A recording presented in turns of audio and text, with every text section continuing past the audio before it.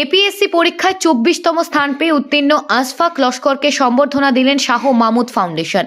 মঙ্গলবার রাতে শাহ মাহমুদ ফাউন্ডেশনের উদ্যোগে মহসিনিয়া ফুলবাড়ি কালাছড়া মাদ্রাসায় নিমাই চাঁদপুর পীর শাহ সুফি মাওলানা মুসলিহ উদ্দিন চৌধুরীর সভাপতিত্বে সম্বর্ধনা অনুষ্ঠানে এপিএসসি পরীক্ষায় 24তম স্থান পেয়ে উত্তীর্ণ আশফাক লস্করকে সম্বর্ধনা দেওয়া হয়।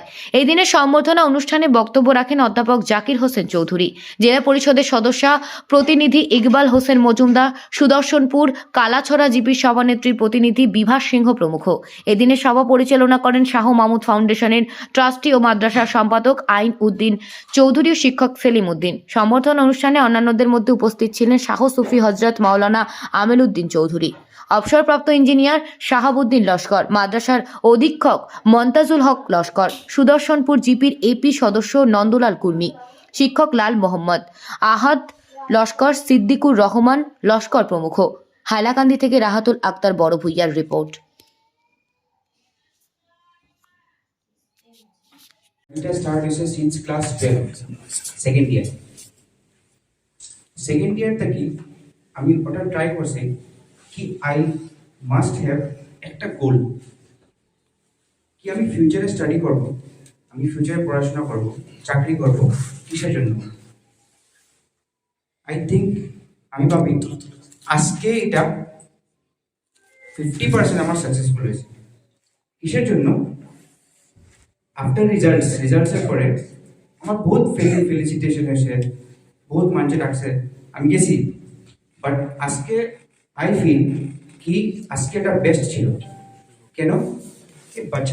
সব বাচ্চাগুলো যে আছে, আমি যাতে ওরার সাথে আমি কথা বলবো এখানে, তো this is my best day after the results. তারপরে আমি যদি আমার জার্নি আবার কন্টিনিউ করতে চাই, আবার আমি বিটেক করলাম, bachelor of technology civil engineering এ ন্যাশনাল ইনস্টিটিউট অফ টেকনোলজিটা শিলচরে আছে। তারপর আমি বহুত ট্রাই করছিলাম আইআইটিতে যাইবার, বাট আনফর্চুনেটলি আমি ক্লিয়ার করতে পারছি না।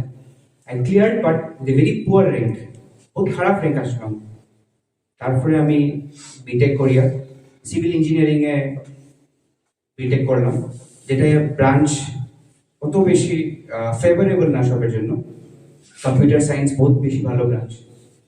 তারপরে সিভিল ইঞ্জিনিয়ারিং এ আমি জব করলাম campus প্লেসমেন্টে around 8 mass লার্সেনের দুর্গতে মিরাটে।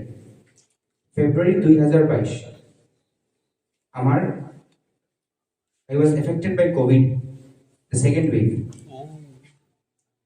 Then I consulted with আমি আমার বাবা মার সাথে কথা বললাম কি আমি আর এটা হবে না, আমি প্রিপারেশন দিব ইউপিএসসি এপিএসসি ফুল টাইম।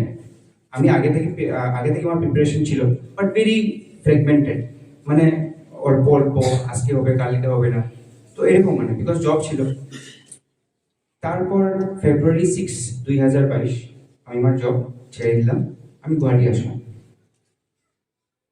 তারপরে আই স্টার্টেড সেলফ স্টাডি। আমার ঘরে আমি অনলাইন নিলাম, অনলাইন নিয়ে আমি সেলফ স্টাডি স্টার্ট করলাম। জুনে আমি একটা একাডেমির সাথে অ্যাসোসিয়েট হইলাম হুজাইতে। এখান থেকে আমি লাইব্রেরি আর আমার রুম, নিচে লাইব্রেরি, উপরে আমার রুম, এই দুইটা জায়গাতে আমি maximum of my time, most of my time আমি আমার স্পেন্ড করলাম। তো এই জার্নিটাতে জাস্ট প্রিপারেশনের জার্নি না, এই জার্নিটা কমপ্লিট এক্সাম প্লাস প্রিপারেশনের জার্নি। আমি যদি অল্প কিছু কইতে চাই এক্সামটার বিষয়ে, এই এক্সামটা অলমোস্ট 1 ইয়ারের জার্নি, 1 বছরের জার্নি। আমি কই মার্চ 26, 2023 আমার প্রিলিম ছিল, ফার্স্ট পেপার। সবাই দোয়ায় আমি প্রিলিমসটা ক্লিয়ার করলাম। 15 ডেজ পরে প্রিলিমসের রেজাল্টটা আসলো। তারপরে জুলাই 8, 9, 10 18 আওয়ার্স, 18 ঘন্টার এক্সাম ছিল 3 দিনে, 6 আওয়ার্স করে। এই এক্সামটা আমি দিলাম, সবাই দোয়ায় আবার এটা কোয়ালিফাই করলাম। 2 নভেম্বরের রেজাল্টটা আইলো। তারপরে 23 নভেম্বরে খানাপাড়া এপিএসসি বিল্ডিংয়ে আমার ইন্টারভিউ ছিল। আমার interview I was the last person, আমি লাস্ট মানুষ আসলাম যে ইন্টারভিউ আজকের দিনে ইন্টারভিউতে ইন্টারভিউ দেওয়ার গেলাম। অন্তরের অন্তঃস্থল থেকে মোবারকবাদ জানাই। আমি সংক্ষিপ্তভাবে দুইটা কথা কইতাম চাই। যুগে যুগে এই পৃথিবীতে প্রত্যেক জাতির উপরে, প্রত্যেক জাতির কাছে আল্লাহ এক একজন নবীরে প্রেরণ করছেন, যাতে এই মানুষগুলারে অন্ধকার থেকে আলোর দিকে নিয়ে আওয়ার লেগে। এমনই একজন নবী যার নাম হইল হযরত সুলাইমান আলাইহিস সালাম। তার সামনে আল্লাহ তিনটা জিনিস উপহার স্বরূপ তার সামনে রাখছে। একটা হইল শিক্ষা, দ্বিতীয়টা হইল গিয়া আপনার বিবেক বা বুদ্ধি, 3 নম্বরটা হইল গিয়া আপনার এই ধন সম্পদ, টাকা পয়সা। আল্লাহ চাইছিল ও জিনিসটা যে নবী সুলাইমানে এই 3টা জিনিস থেকে কোন জিনিসটারে তাই গ্রহণ করে।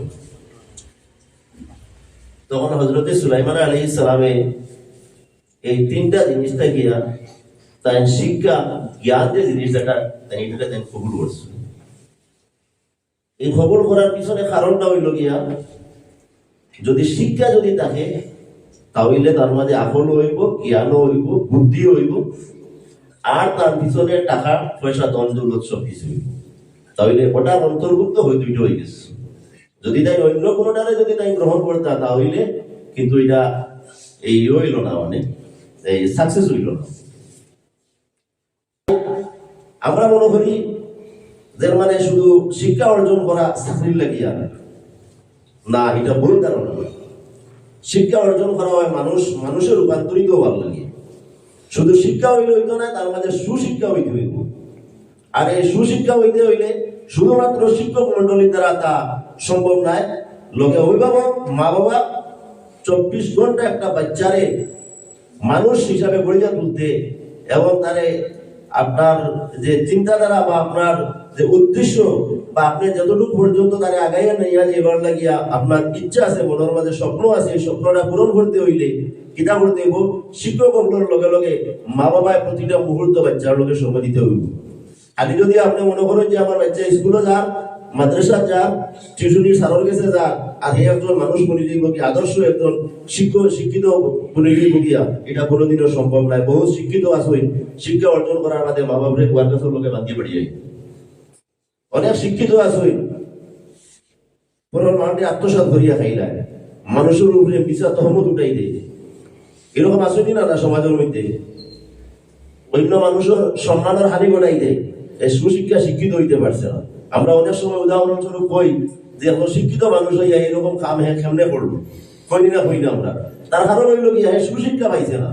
হ্যাঁ বইয়ের শিক্ষা পাইছে, ঠিক আছে, কিন্তু ছোট থাকতে সময় মা বাবায় তারে যেভাবে গড়িয়ে তোলার কথা আসলো সেইভাবে তারে শিক্ষা দিয়ে গড়িয়ে উঠাইছে না, তার এই সময়টা দিছই না, এর লাগে সুশিক্ষাটা পাইছে না। সম্মানিত হাজরিন, আমি আপনারা অনেক ধৈর্য ধরিয়া অনেক সময় থেকে গান বইছেন। বিশেষ করে আজকে আমার খুব প্রিয় আমার আশফাক লস্করকে আমরা সংবর্ধনা দিবার লাগিয়া শাহ মাহমুদ ফাউন্ডেশনের পক্ষ থেকে আপনারা দাওয়াত করছি। আমরা গর্ব, আমরা অহংকার, আমরা আশফাক লস্কর। আমরা দোয়া করি তার ভবিষ্যৎ যাতে আরো সুন্দর হয়, আরো যাতে উপরে দিয়ে আগে দিয়ে বইতে পারোই। প্রত্যেকের লাগে এটা দায়িত্ব এবং কর্তব্য দোয়া করতাম, মনের মধ্যে হিংসা না রাখিয়া, এবং প্রত্যেকের চেষ্টা করতাম আমরা যাতে আমরা প্রত্যেক ঘরে ঘরে এরকম একজন বাচ্চা আমরা দিতাম পারি, জন্ম দিতাম পারি, এবং তারা এইরকম বানাইয়া তুলতাম পারি, গড়িতাম পারি, তাহলে আমরা সমাজের উন্নতি হইব। এই বলিয়া আমি